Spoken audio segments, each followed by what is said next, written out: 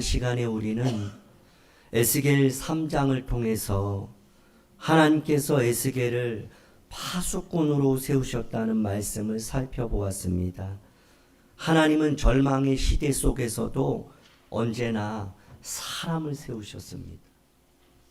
그에게 말씀을 주시고 하나님을 대신하여 전하는, 깨우치는 사명을 파수꾼에게 주셨습니다. 그리고 여호와의 말씀이 계속해서 사명자에게, 파수꾼에게, 전도자에게 임하는 것이죠.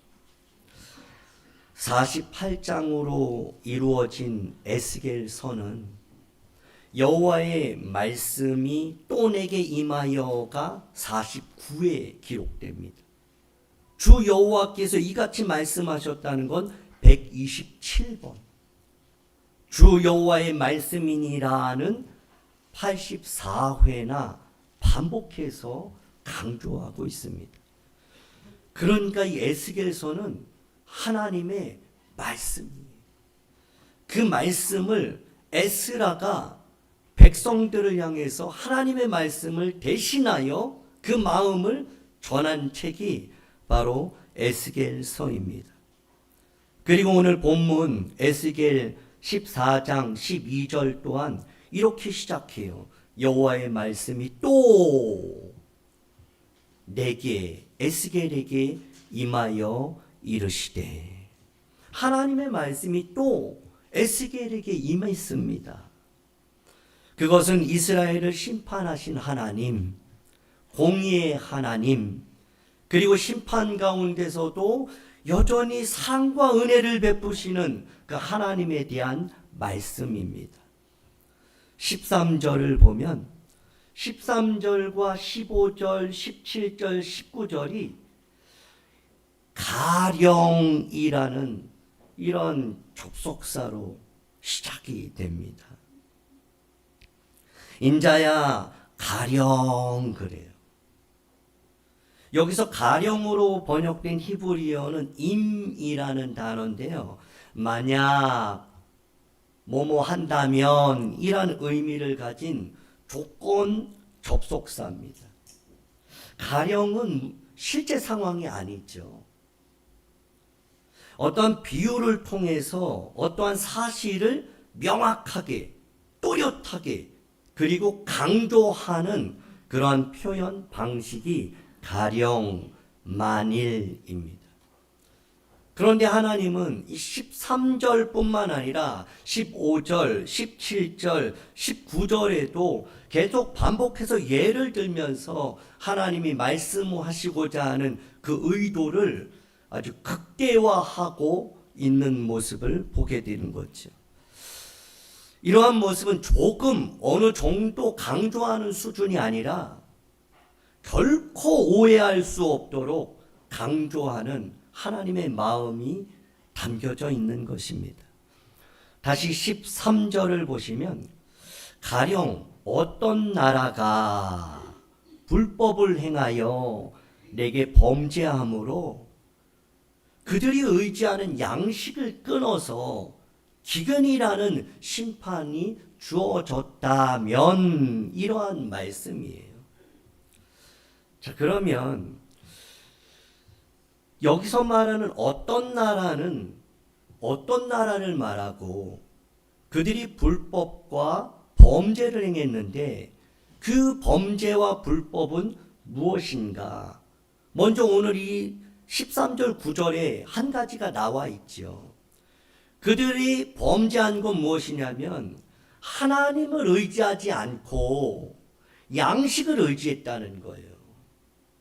그전에는 하나님만 바라보고 하나님만 의지하고 하나님께 맡기며 하나님께 무엇을 그렇게 구했습니다.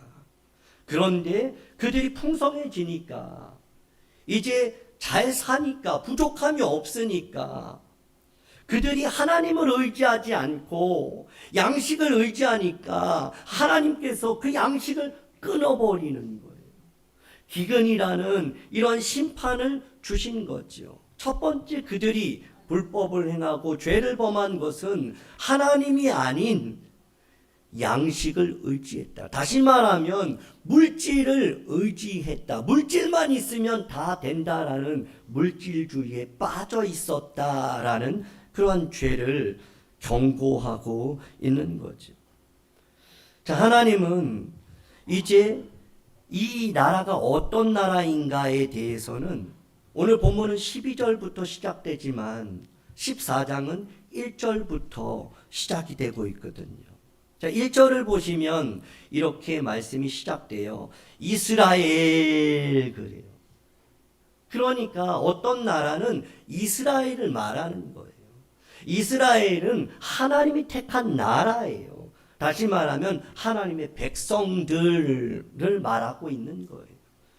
그런데 그 이스라엘의 대표라고 하는 장로, 어른들, 신앙의 모델이 된 사람 두어 사람이 하나님 앞에 왔다는 거죠. 그런데 그들이 3절을 보시면 이 3절과 4절, 7절이 똑같은 말이 반복되고 있어요. 반복된다는 것은 하나님이 강조하시는 거고 그 강조하는 그 말씀은 번복하지 못한다는 의미예요. 그런데 14장 3절에 보면 그 이스라엘 장로들, 그러니까 교회를 대표하고 그 믿음을 본을 보이고 모델이 되는 그러한 사람들이 자기 우상을요 마음에 들였어요. 그러니까 그 마음에 예수 그리스도의 중심이 아니라, 말씀이 중심이 아니라, 하나님의 살아가는 방식이, 믿음의 삶이 아니라 우상을 마음에 들였다는 거예요. 우상은 무엇이냐면 조금 전에 말씀드린 것처럼 하나님보다 더 의지하는 것이 우상이에요. 하나님보다 더 사랑하는 것이 우상이에요.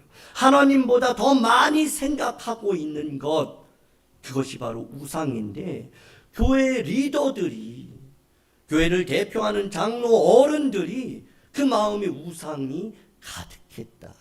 그리고 죄악의 걸림돌을 자기 앞에 두면서 그들은 여전히 하나님 앞에 와서 묻고 있다는 거예요. 그러니까 하나님 앞에 나온 건 잘한 거예요. 하나님 앞에 어떻게 합니까? 묻는 것은 아주 잘하는 것이고, 하나님 도와주세요. 하나님 내 손 붙잡아 주세요. 내 갈 길 인도해 주세요. 이것은 너무나 잘하는 일이에요. 그런데 그 믿음의 본이 되어져야 하는 그 어른들이 하나님 앞에 나왔는데 여전히 마음에는 자기 것으로 가득 차 있다는 거예요. 자기 생각, 자기 경험, 자기 지식, 자기 계획, 자기 꿈으로, 자기의 이익, 자기 것으로 가득한데 그 죄악의 걸림돌을 하나님 앞에 딱 놔두고 주여 도와주소서 하는 이러한 모습을 보면서 하나님이 뭐라 말씀하시냐? 내가 조금인들 용납하랴. 내가 그들의 말을 들어주겠느냐? 한번 생각해 보라는 거예요. 마음에 우상을 가득하게 담고 나와서 그 하나님과의 그 장애물을 가득 쌓아놓은 상황에서 하나님 도와주세요라고 한다면 내가 도와줄 수 있겠느냐라고 하나님 말씀하는 거지. 하나님은 이러한 이스라엘을 심판하심의 정당성에 대해서 이제 여러 가지를 말씀하시는데 그 첫 번째가 기근이에요.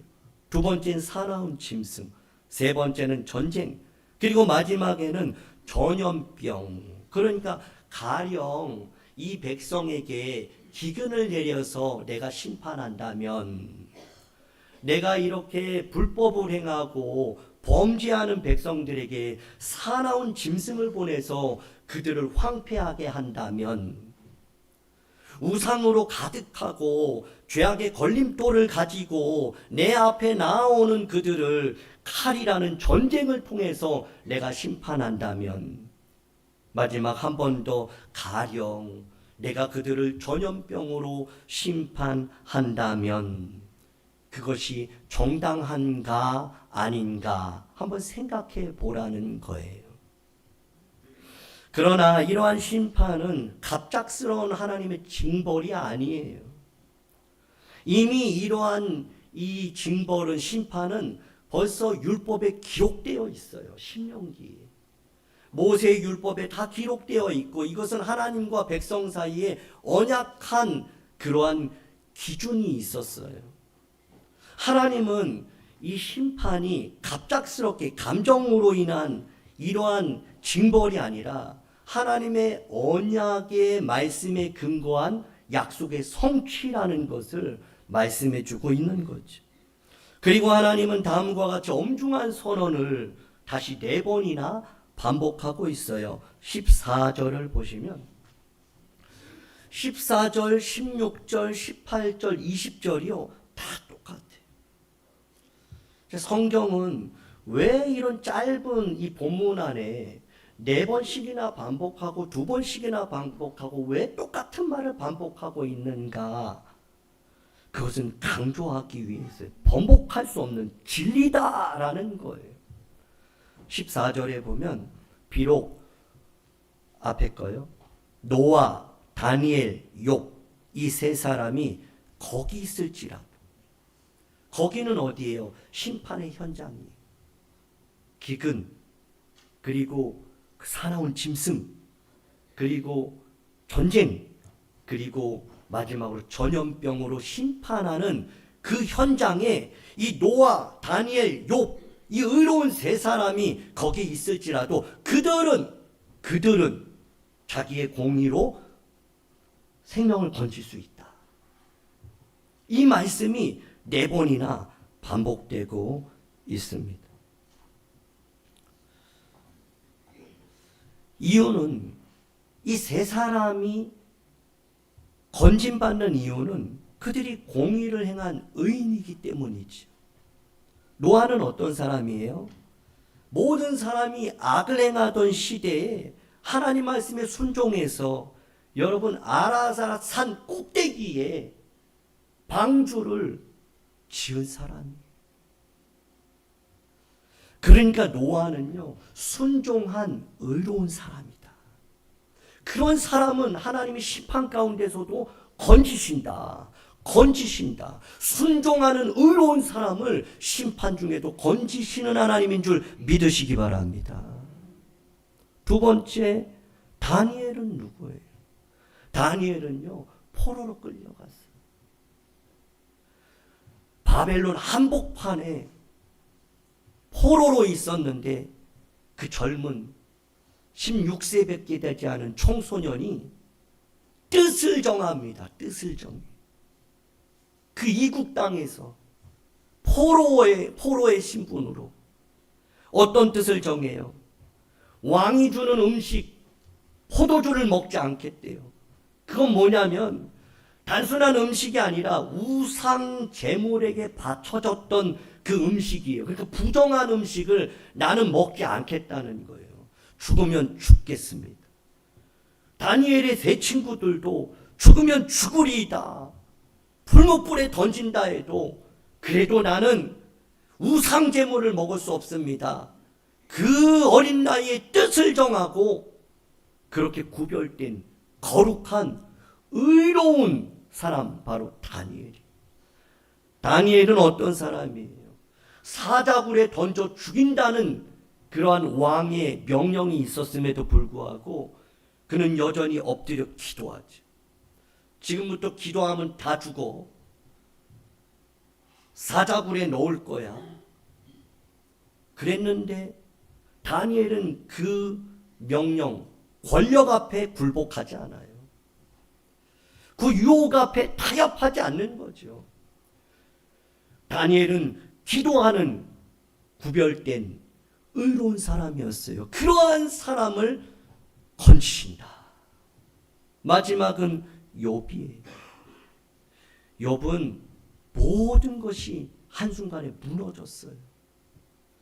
그런데 어떻게 사람이 이럴 수 있죠? 그럼에도 불구하고 오직 하나님만 붙잡고 오직 하나님만 신뢰하는 의로운 사람이었어요. 하나님은 이러한 노아, 다니엘, 욥 이러한 사람들을 그러한 심판 가운데서도 건지신다라고 말씀하는 거죠. 그런데 14절을 다시 한번 보시면 이 노아와 다니엘과 욥 이 세 사람, 이 의로운 사람들이요, 구원은 받고 생명은 건지는데 심판은 면하는데요, 중요한 것은 자기 생명만 건지는 거예요. 자기 생명만. 아무리 의롭다고 하여도 그 나라를, 그 공동체를 살릴 순 없다는 거죠. 이것이 3번이나 4번이나 반복돼요. 자기 생명은 건질 수 있지만 그 의롭다 하여도 그들이 그 이상은 될 수 없다라고 반복해서 말씀해요. 무엇입니까? 신앙은 누구에게 기대하는 것이 아니에요. 철저하게 개인의 책임이에요. 회개는 누가 대신해 줄 수 있는 게 아니에요. 대신 믿어줄 수 있는 게 아니에요. 공동체의 죄는 의로운 몇 사람이 있다고 해서 그 공동체가 살아날 수 있는 건 아니라는 거예요. 아무리 우리 가운데 노아와 다니엘과 욥 같은 의로운 사람이 이 낙산교회에 있을지라도 공동체가 사는 것은 공동체 개개인의 책임이다. 그들이 있으니까 우리는 괜찮아 라는 착각 속에 이스라엘 사람들이 있었어요. 그들이 있으니까 우리는 안전해 했던 거죠. 우리 교회는 안전해. 그 사람들이 열심 내는 사람이 있잖아. 새벽에 기도하는 우리 권사님들 있잖아. 그래도 적지만 수요 예배 때 몇 명 나오는 그러한 예배자가 있잖아. 마지막 때에 모이기를 패하는 습관을 쫓지 말라고 했는데 우리 교회는 낙산교회는 금요 기도회 때 그러한 사람들이 있잖아. 그러니까 우리 교회는 안 무너져. 우리 교회는 안전할 거야. 우리 성도들은 괜찮아. 우리 성도들의 가정과 자녀들도 괜찮아 라는 착각에 빠졌다는 거예요. 근데 하나님은 뭐라 말씀하시냐? 아니다. 신앙은 개인의 책임이다. 대신할 수 없다. 대신 구원 없다라고 말씀하는 거죠. 그들은요, 우리는 아브라함의 자손이야 그랬어요. 우리는 조상들의 의로움 때문에 우리는 보호받을 거야. 우리는 저렇게 예루살렘 성전도 있잖아. 오늘날로 말하면 이런 거예요. 우리는 그래도 주일날 한 번은 교회 갔잖아. 우리는 그래도 주일날 예배 드렸고 헌금도 드리고 청소도 하고 가끔 전도도 하니까 하나님이 우리를 지켜주실 거야 라는 이런 대리신앙, 가문의 신앙을 의지하고 전통과 형식, 습관과 외식의 신앙에 그들이 빠져있기 때문에. 그러나 하나님 말씀하시는 거죠. 대신 회개는 없다. 대리 구원도 없다. 신앙은 반드시 개인의 책임이다. 옆에 있는 분에게 신앙은 개인의 책임입니다. 대신 구원 없습니다. 여러분, 하나님 이렇게 말씀하시는 거예요. 나의 공의는 세상에서 말하는 1+1 없어. 1+1 없어. 그러는 거예요. 우리 1+1 너무 좋아하잖아. 덤으로.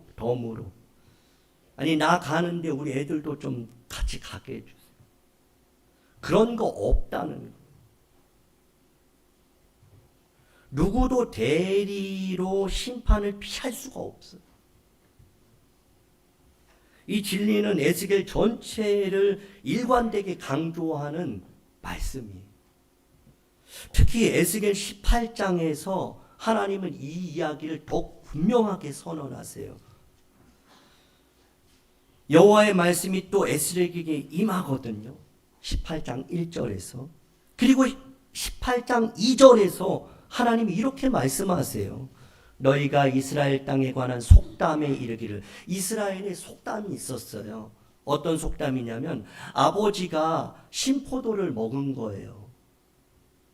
그러니까 그의 아들의 이가 시다고 하는 거예요. 근데 하나님이 에스겔을 통해서 백성들에게 주는 말씀이 아니 이게 무슨 말도 안 되는 얘기냐 그러는 거예요. 아버지가 신포도 먹었는데 왜 아들이 시냐? 여러분의 부모님이 신 걸 드셨는데 여러분의 이가 시려요? 말도 안 되는 이야기잖아요. 근데 이런 속담이 있었다는 거예요. 아버지가 신포도 먹으면 그 아들도 이가 시리다. 근데 하나님은 아니라는 거죠. 이스라엘 백성들은 그렇게 말하고 있는 거예요.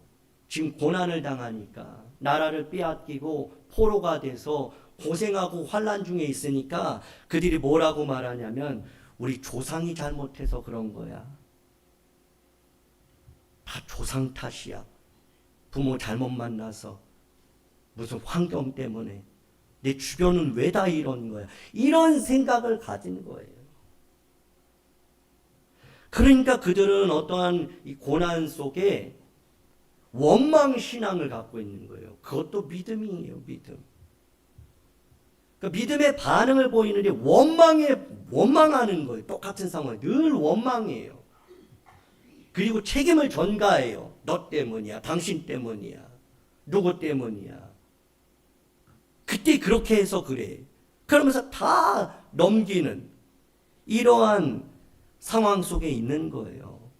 아버지가 신포도 먹어서 그래. 근데 하나님은 분명히 말씀하시는 거죠. 18장 4절에서 이렇게 말씀하세요. 모든 영혼이 다 내게 속했다.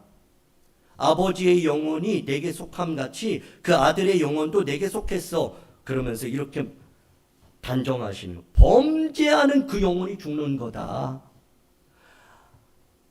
아버지와 그 아들하고 상관없이 아버지가 범죄하면 아버지가 죽는 거고, 그리고 아들이 범죄하면 아들이 죽는 거야. 아버지가 범죄했는데 의롭게 산 아들이 아버지 때문에 죽는 일은 없어. 이것이 하나님의 말씀이에요.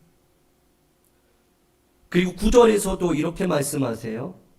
내 율례를 따르며 내 규례를 지켜 진실하게 행하는 그 사람은 의인인데 내가 그 사람 반드시 살리겠다는 거예요. 아버지 때문에 아니라, 누구 때문에가 아니라 그 사람의 그 삶, 그 사람의 믿음, 그것을 통해서 살리고 죽는다. 그 말씀을 하시죠. 20절에서는요, 더욱 분명하게 이렇게 선포하고 계세요. 범죄하는 그 영혼은 죽을지라. 아들은 아버지의 죄악을 담당하지 못한다. 아버지는 아들의 죄악을 또한 담당하지 못해. 의인은 공의로 자기에게로 돌아가고 악인의 악도 자기에게로 돌아간다. 그러니까 의인은 사는 거고 악인은 죽는 거다. 그러한 이 공의의 하나님의 말씀이 선포되고 있는 거예요. 우리 30절 한번 같이 읽어볼까요? 30절 시작. 주 여호와의 말씀이니라. 이스라엘 족속아, 내가 너희 각 사람이 행한 대로 심판할지리라. 아멘. 그리고 전도서 12장 14절도 우리 한번 읽습니다. 시작. 하나님은 모든 행위와 모든 은밀한 일을 선악간에 심판하시리라. 심판은 여러분 가문의 저주 때문이 아니에요. 예전에 기독교 서적 중에 가문의 저주를 끊어라 이런 책이 있었는데 많은 논란이 있었어요. 심판은 여러분 가문의 저주를 끊는 것이 아니에요. 부모의 죄 때문에 아니에요. 조상 탓 아닙니다. 대리회개, 대리구원 없어요. 각 사람은 각자의 믿음으로 하나님 앞에 서는 거예요. 에스겔 14장은요. 의인도 자기 생명 건진다라고 말했지만 에스겔 18장은요. 악인도 회개하면 살고 의인도 악을 행하면 죽는다. 더 철저한 공평한 공의의 하나님을 선포하고 있죠. 하나님 앞에서 각 사람의 믿음과 삶이 하나님의 심판의 기준이에요. 우리가 아니라 나예요. 그래서 우리는 하나님 앞에 내가 서야 돼. 우리 이 시간 예배 드리잖아요. 근데 내가 예배를 드려야죠. 우리 지금 말씀 듣잖아요. 근데 다 말씀을 들을 수 있는가? 누군가는 냉장고에 뭘 넣어놓고 와야 되는데 못 넣고 왔네? 가스불을 껐나 켰나 늘 고민하고 있는 이런 분들도 왜 없겠어요? 우리 아들, 우리 딸, 그 고민에 빠져서 하나님 말씀을 듣지 못하는 이들도 있다는 거예요. 중요한 건 뭐냐? 말씀이 선포되지만 내가 들어야 된다는 거예요. 우리가 조금 전에 찬양을 했잖아요. 우리가 찬양을 했어요. 그렇지만 내가 찬양을 해야 된다는 거예요. 그래서 저는 언제나 찬양하면 어쨌든 마음을 다해서 부르려고 노력해요. 왜냐하면 내가 찬양하는 게 중요하지. 우리가 찬양하는 게 중요한가? 내가 찬양할 때 우리가 사는 거죠. 우리가 산다 그래서 내가 살지 못해요. 그런데 내가 살면 가정이 살아요. 내가 살면 교회가 삽니다. 내가 살면 지역이 사는 거예요. 내가 살면 하나님이 이 나라와 민족을 살리시는 줄 믿습니다. 그래서 그 비행기를 타면 이 사고가 나면 먼저 자기가 이 마스크를 이렇게 착용하라 그래요. 왜냐하면 누구 먼저 돕지 말라는 거예요. 누구 먼저 그거 입어하라 그러면 그러다 다 죽는다는 거예요. 나 먼저 착용해야 딴 사람 살릴 수 있다는 거예요. 여러분, 우리가 내가 살면 주변 사람들 살아나는 은혜가 있는 줄 믿으시기 바랍니다. 여러분, 선악간의 개개인의 심판이. 그런데 하나님의 공의는 철저하지만 그분의 심판이 끝이 아닌 게 참 감사한 일이에요. 노아, 다니엘, 욥, 의로운 세 사람도 이스라엘을 구원할 수 없어요. 그런데 하나님은 하실 수 있어요. 아무리 의로운 사람이라도요, 자녀들 마음대로 못해요. 우리 다 알잖아요. 우리가 그 말을 물을 먹이려고 연못가까지 끌고는 갈 수 있어요. 근데 먹는 거는 잡아 끌어도 자기가 싫으면 못 먹는 거예요. 아무리 의로워도 안 돼요. 근데 하나님은 하신다. 하나님은 된다. 이게 은혜예요. 우리가 여기 나와 있는 게 내가 나온 것 같고, 내가 좀 믿음이 있는 것 같고, 내가 어제 작정을 해서 나온 것 같지만 하나님의 은혜 아니면 있을 수가 없어요. 지금 여기 있는 건 하나님의 은혜예요. 하나님이 하신 거예요. 이렇게 하시듯 하나님은 우리의 삶을 통해서 하나님의 놀라운 일들을 행하실 줄 믿으시기 바랍니다. 하나님이 하시는 방법에 대해서 30절에 18장 30절에 이렇게 말씀하세요. 너희는 돌이켜 회개하라. 모든 죄에서 떠나라. 그리고 죄악의 걸림돌이 되지 않게 하라. 31절에도 이렇게 말씀하세요. 너희는 너희가 범한 모든 죄악을 버려라.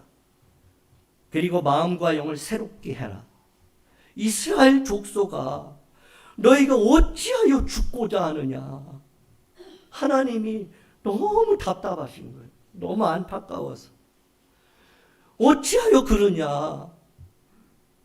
어찌 죽고자 하느냐. 그러다 진짜 죽어. 그러는 거예요. 어찌하여 왜 그러는 거냐. 그 죄악을 버려야 한다. 그 죄에서 떠나야 한다. 마음과 영을 새롭게 해야 된다. 그래야 산다. 돌아와야 된다. 회개해야 된다. 말씀으로 돌아와라. 예배 자리에 돌아오라. 그래야 산다. 왜 죽고자 하느냐. 그렇게 안타까워서 말씀하죠.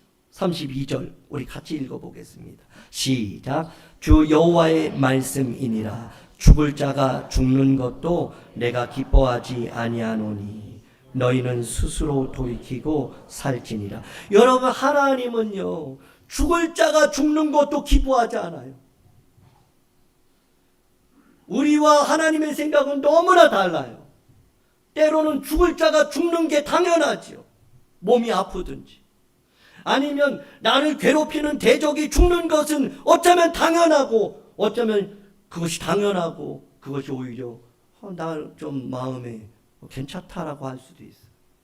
우린 연약하니까 그렇죠. 그런데 하나님은 어떤 분이냐? 죽을 자가 죽는 것도 하나님은 기뻐하지 않는다.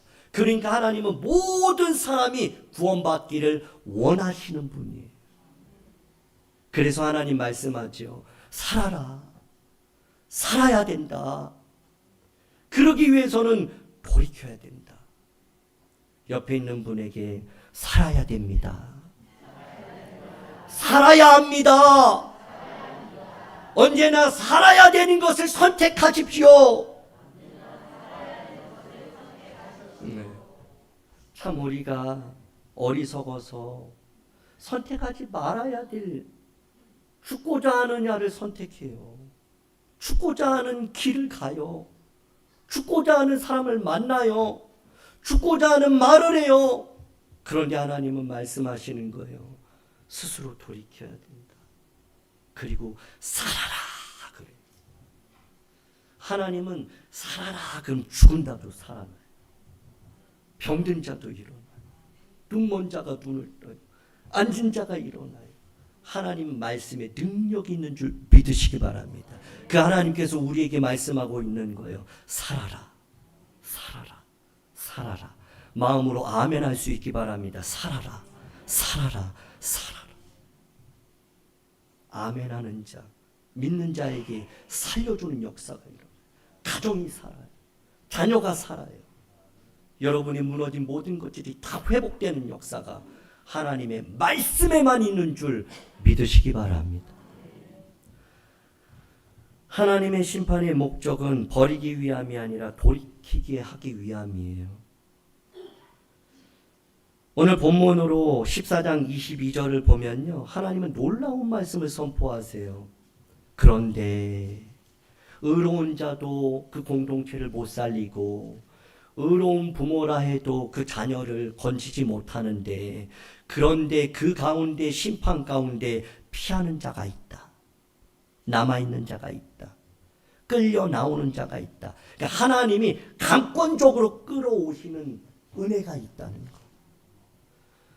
여러분은 어떻게 해서 여기 교회에 왔어요? 어떻게 해서 하나님 믿게 되셨습니까? 엄마 뱃속에서부터 모태신앙도 있었을 거예요. 저는요, 고3 때부터 교회 다녔어요. 고3 전까지는 정말 교회 다니는 사람 업신여겼어요. 그리고 교회 다니는 아이들을 아주 괴롭혔어요. 힘도 없지만 힘 있다고 괴롭히는 게 아니에요, 여러분. 말로 괴롭히는 게 진짜 강력해요. 그래서 저는 힘이 없어서 힘 센 아이들하고 붙어 다녔어요. 진짜 좀 야같지. 그리고 교회 다니면 똑같이 늘 하는 말이었어요. 헌금바구니 왜 돌려요? 헌금바구니. 그래서 우리도 안 돌려요. 맨 돈 내라고 그러고. 그런다는 얘기를 제가 막 했어요. 너나 다니라. 너나 똑바로 살아. 그랬는데 하나님이 나 같은 사람을 끌어내셨어요. 교회라는 원문의 뜻이 에클레시아거든요. 에클레시아가 뭐냐면 세상 밖으로예요. 그러니까 세상에서 끌어낸 무리의 모임이 교회예요. 그러니까 교회는 이런 건물을 말하는 게 아니에요. 세상으로부터 끌어낸 사람들이 모여있는 그것이 교회라는 거예요. 근데 하나님이 그 교회를 어떻게 만드셨냐? 나 같은 사람을 어떻게 끌어내셨냐? 의로워서도 아니고 누군가 의로운 사람이 기도해서도 아니고 강권적인 하나님의 은혜다. 그래서 여러분들 지금 이 자리에 나온 것은 엄마 뱃속에서부터 모태신앙이기 때문에가 아니에요. 하나님의 강권적인 은혜 때문이에요. 그리고 그러한 모습을 보면서 위로를 받는다고 말하지. 심판은 여러분 심판 과정 속에서 이 남아있는 자들을 끌어내면서 세 가지를 우리가 깨닫게 돼요. 그 첫 번째가 무엇이냐면요. 하나님은요. 심판 속에서도 자, 그 이유에 대해서 한번 다음 페이지 보시면 남은 자들이 나오는 이 모습을 보면서 우리는 첫 번째 깨닫는 게 하나님은 심판 속에서도 남은 자를 남긴다는 것. 그러니까 남은 자들의 변화된 삶을 보면서 우리가 위로를 받아요. 저 같은 사람을 보면서 위로를 받는 거예요. 제가 고등학교 졸업하고 바로 신학을 했거든요. 그리고 바로 전도사가 됐어요. 그래서 21살 돼가지고 우리 고3 때 친구들을 만났어요. 근데 그 친구들이 저보러 뭐라 그러냐면 너 사이비 아니냐. 너 사이비 아니야. 그 친구들이 저를 아니까. 말도 안 되는 거예요. 그리고 그 친구들이 그랬어요. 너가 교회하면 내가 니네 교회 나간다. 너튜브로 보는 내 친구들이요. 교회로 오시오. 나 같은 사람을 이렇게 바꿔놓은 것 하나님의 은혜지. 그러니까 두 번째는요. 이런 거예요. 남은 자는 하나님의 공의와 사랑의 산 증인인 거예요. 하나님이 왜 남겨두고 하나님은 그들을 왜 그 심판 가운데 건져주셨느냐. 하나님은 왜 나를 그 가운데서 구원하시고 택하셨어요. 산 증인되라고. 하나님 없이 사는 그 인생이 얼마나 척박한 삶인 걸 저는 알잖아요. 하나님 공의로 심판하시되 나 같은 사람을 불쌍히 여겨 긍휼을 베푸셔서 이런 사랑으로 지금 이 자리에 있게 한 것 나는 알잖아요. 그러니까 너 알고 가만히 있지 말고 그 사랑을 전하라고. 이 남아있는 자들을 보면서 그것을 우리가 깨달을 수 있는 거죠. 마지막 세 번째는 이 남아있는 자는요. 이 시대의 소망입니다. 이 땅의 희망의 씨앗인 거죠. 남은 자는 단순히 우연히 살아남은 생존자가 아니에요. 하나님께서 그 계획하신 미래를 이루어 가시기 위해서 다시 시작하기 위한 씨앗, 그들이 바로 남은 자, 바로 저와 여러분, 우리 교회인 줄 믿습니다. 하나님은 남은 자를 통해 가정을 세우세요. 남은 그 사람을 통해서 자녀를 세우는 거예요. 하나님 포기하지 않으세요. 하나님은 그 남은 자를 통해 교회를 세우시고 지역과 다음 세대를 살리는 거죠. 우리 모두 하나님의 남은 자가 되기를 주님의 이름으로 축복합니다. 기도하겠습니다. 공의로우시며 자비로우신 하나님 아버지, 오늘 에스겔의 말씀을 통해 심판 중에도 남은 자를 남기시는 주님의 마음을 보게 하시니 감사합니다. 대리신앙, 대리구원이 아니라 각 사람의 믿음과 회개로 주님 앞에 서야 함을 알게 하시니 또한 감사합니다. 우리의 마음에 숨겨둔 우상과 죄악의 걸림돌을 이 시간 버리오니 마음과 영을 새롭게 하셔서 돌이켜 살아나는 주님의 부름받은 종들이 되게 하여 주옵소서. 이 시대에, 이 지역에, 이 교회에 하나님이 찾으시는 남은 자로 살게 하옵소서. 예수님 이름으로 기도하옵나이다. 아멘.